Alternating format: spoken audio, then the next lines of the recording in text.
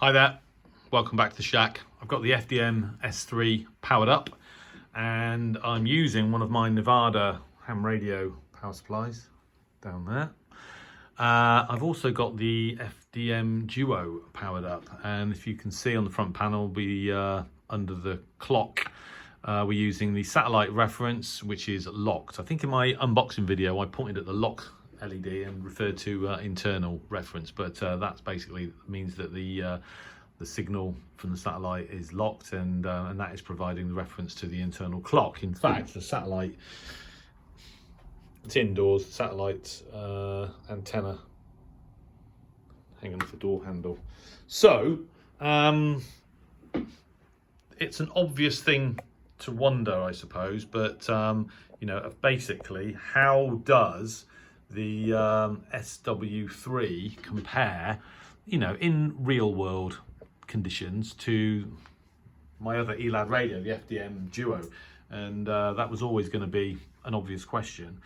I mean, the specifications in terms of sensitivity for the S3 are minus 102 dBm on HF and 50 megahertz CW, 0.7 microvolts on wide FM.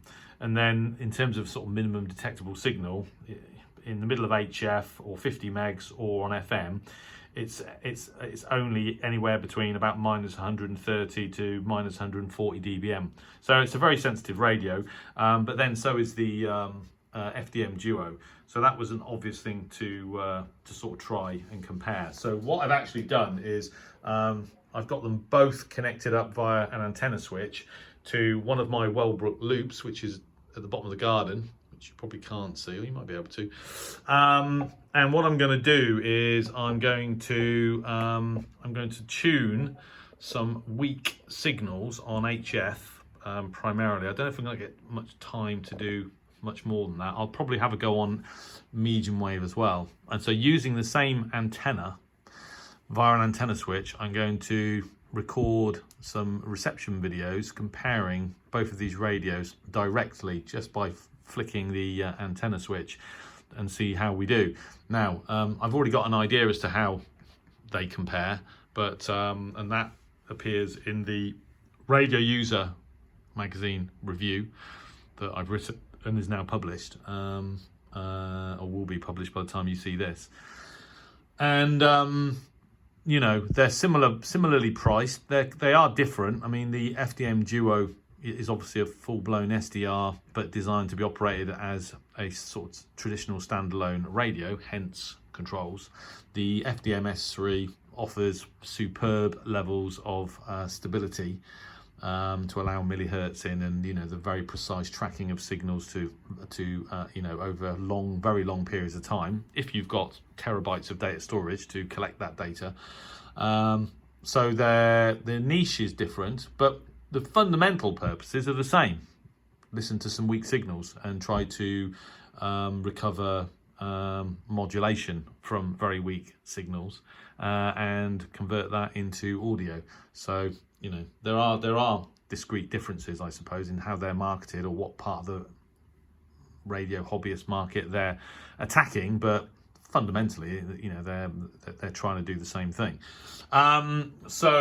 So what I've actually done is I've got two computers set up to achieve this, and so there we go. And what we've actually got is this computer here is the FDM S3 running the latest version 3.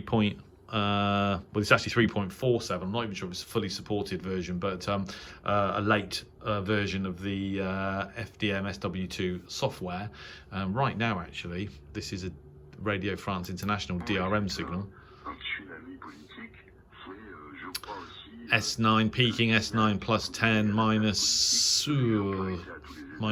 low 60s dBm.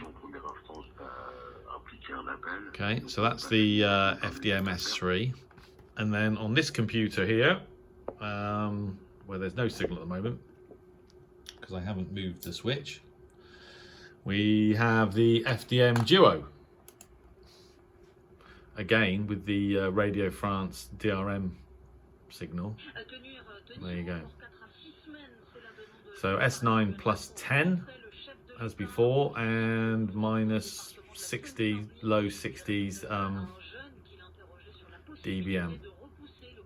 So same signal strength on this for this signal anyway as the Elad, which is kind of what I was expecting. And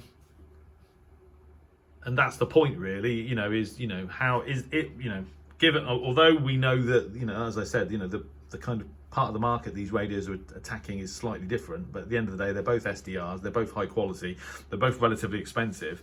So, you know, what's the difference? I mean, part of the well, one big fundamental difference, of course, is that the FDM S3 is capable of recording you know, bandwidths up to 24 megahertz, which, as I said before, is, you know, simply incredible.